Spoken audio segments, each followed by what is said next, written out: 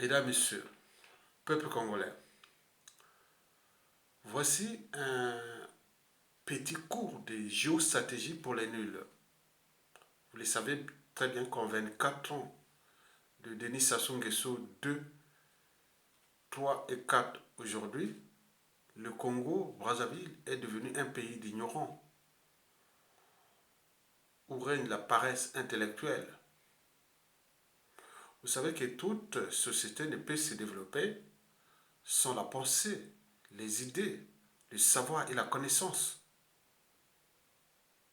Un pays ne peut se développer que par le savoir et la connaissance, pas par la sorcellerie, pas par les émotions et l'appartenance. Non, ça se développe par les idées, la pensée, les penseurs. Et donc, je suis là en train de nourrir le débat de la géostratégie. Je vous l'ai dit que la chute du dictateur Denis Sassou Nguesso sera au centre des enjeux géostratégiques entre l'Occident et l'Eurasie, entre la France-Afrique et l'Eurasie. On peut en multiplier des exemples.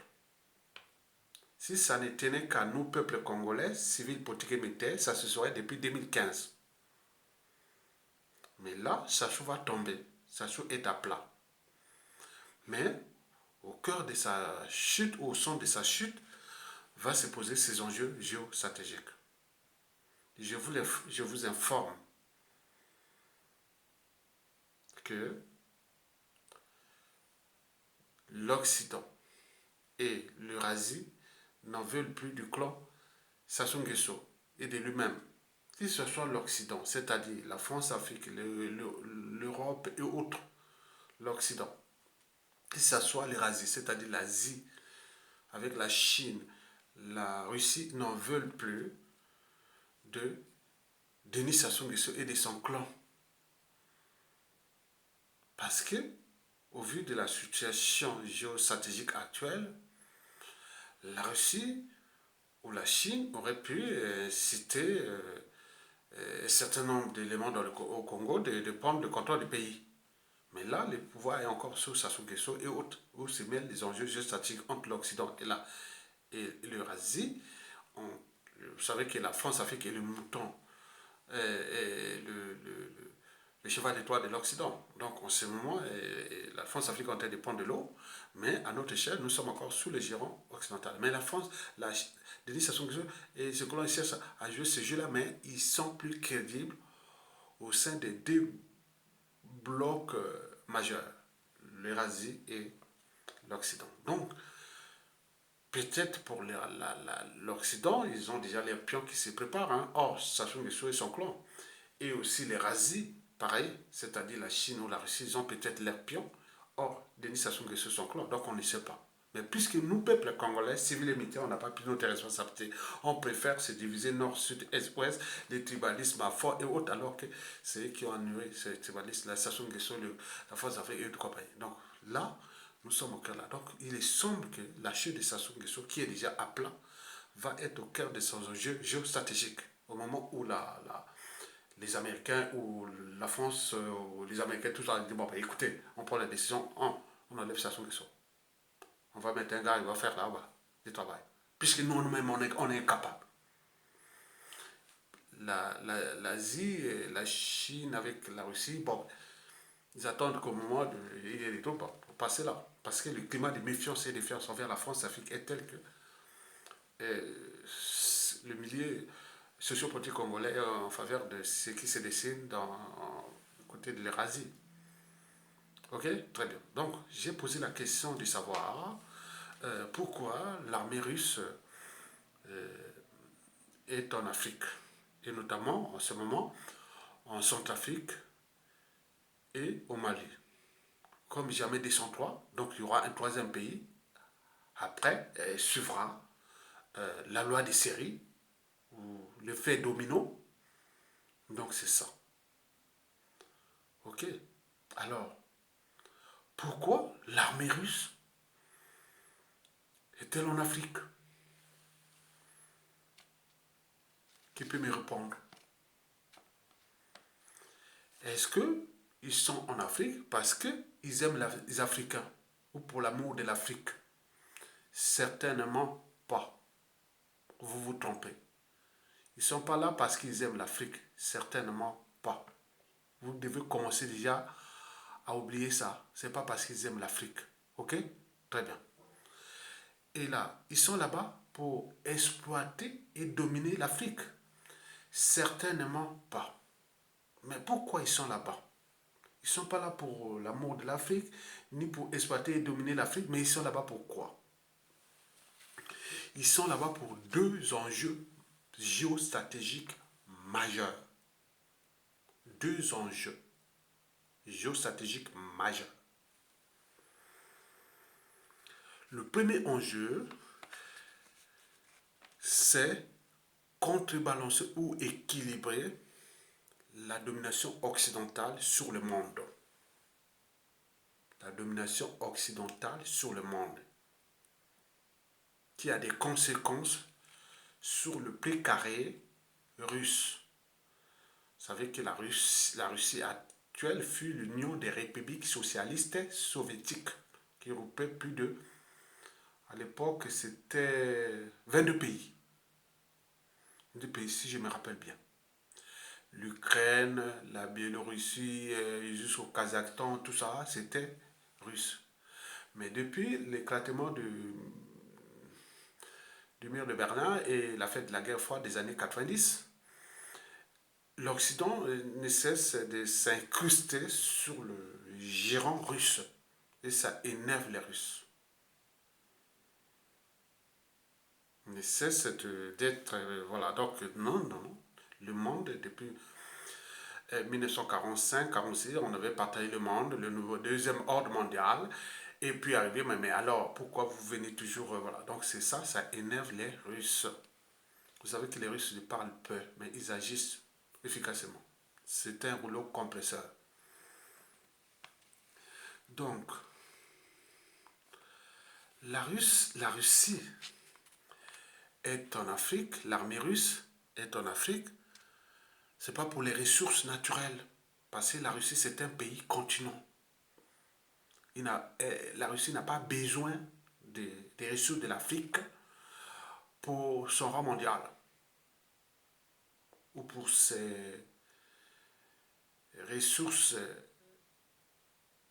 naturelles stratégiques, pour ses technologies civiles et militaires. N'a pas besoin de l'Afrique. Ça ne peut qu'être un plus. Voilà, rajouter, mais il n'a pas besoin de ça. C'est un pays continent. Ok? Et donc, lui, elle, la Russie qui n'a pas besoin de l'Afrique, mais pourquoi mettre tous ces moyens militaires pour aller aider l'Afrique? C'est parce que l'Afrique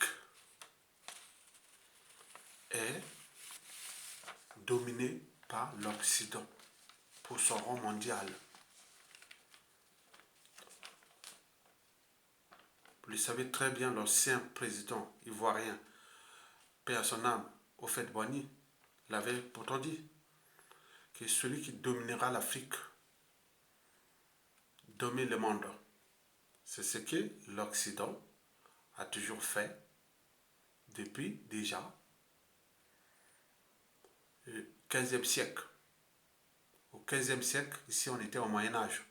Mais dès qu'ils ont découvert les Amériques et puis les commerces triangulaires, tout l'esclavage, puis la colonisation, le partage de l'Afrique de 1884-85, et puis le second ordre mondial de l'après-guerre, deuxième guerre mondiale, puis l'avènement de la force Afrique et tout compagnie. Bon, donc c'est ça. L'Occident sans l'Afrique ne sera pas l'Occident. Ok? Mais l'Occident, bon, à l'Afrique, très bien. Mais avec l'Afrique, il essaie un peu de monter les muscles blancs partout, même jusqu'à les gérants Eurasie ou de la Russie, quoi. La Russie dit non. Mais si je bloque l'Europe qui dépend de l'Afrique, en Afrique, hein, il est sûr et certain qu'il va commencer à se calmer un peu. Quoique, les Européens, l'Occident a dit, bon ben écoutez, tu nous laisses l'Afrique, mais on te laisse tranquille avec l'Europe, te laisse les pays là où ton on les laisse tranquille. Poutine a dit, vous me prenez pour un con, pour un imbécile. Là, on demande à Poutine, bon, on vous laisse l'Europe de l'Est, mais on nous laisse nous l'Afrique. Bien entendu, parce que sans l'Afrique, l'Occident n'est rien. Mais là, or là, l'arrivée de l'armée russe en Afrique pour protéger les Africains contre euh, la domination occidentale, bon ben là, ça commence à poser bien des soucis. Ok? Donc, la Russie cherche à équilibrer la domination occidentale du monde, qui nuit gravement aussi à son précaré, c'est-à-dire à l'Europe de l'Est ou dans l'Eurasie. On est bien d'accord? On peut faire tout simple. L'Occident dépend de l'Afrique. Pour ses matières premières, ses ressources naturelles stratégiques, pour ses technologies civiles et militaires, dépend de l'Afrique. Mais si la Russie vient contrecarrer l'Occident en Afrique, l'Occident va tomber. Et ce qui énerve désormais l'Occident. La domination militaire est vraiment qui était claire. Hein. Et donc, il vient mettre les militaires là. Ce qui s'est passé, par exemple, en Centrafrique ou c'est pas au Mali. La Russie est la deuxième puissance spatiale du monde. Donc, les terroristes et tout ça qui étaient là, bon, ben, on les voit, on les connaît, on les voit, ils sont là-bas, ils sont perdus. Et donc, beaucoup de choses que tous les piliers ou les auxiliaires de la domination occidentale en Afrique vont être pas à pas fracassés. C'est ça déjà. Donc, l'Occident va se dire qu'il ne faut plus aller emmerder la Russie. Puisque si vous nous emmerdez sur notre précaré autour de la Russie actuelle, alors nous, on va vous emmerder en Afrique. Votre vache à lait. Là, en ce moment, c'est ça les tensions. Deuxième enjeu, hein, géostratégique, c'est surtout la voix de l'Afrique dans le monde. Parce que la Russie, une fois, l'Afrique de plus en plus protégée au niveau de sécurité militaire, la Russie veut aller jusqu'à demander avec ses partenaires eurasiens et du monde aussi qu'il y ait des pays africains qui soient au Conseil de sécurité des Nations Unies. Ils veulent aller même jusqu'au droit de veto. Mais là, c'est l'affaire de l'Occident. Conseil de sécurité, membre permanent du Conseil de sécurité. Et puis les droits de veto et autres. Donc ce sont ces processus-là qui vont aller tout au long de ce 21e siècle.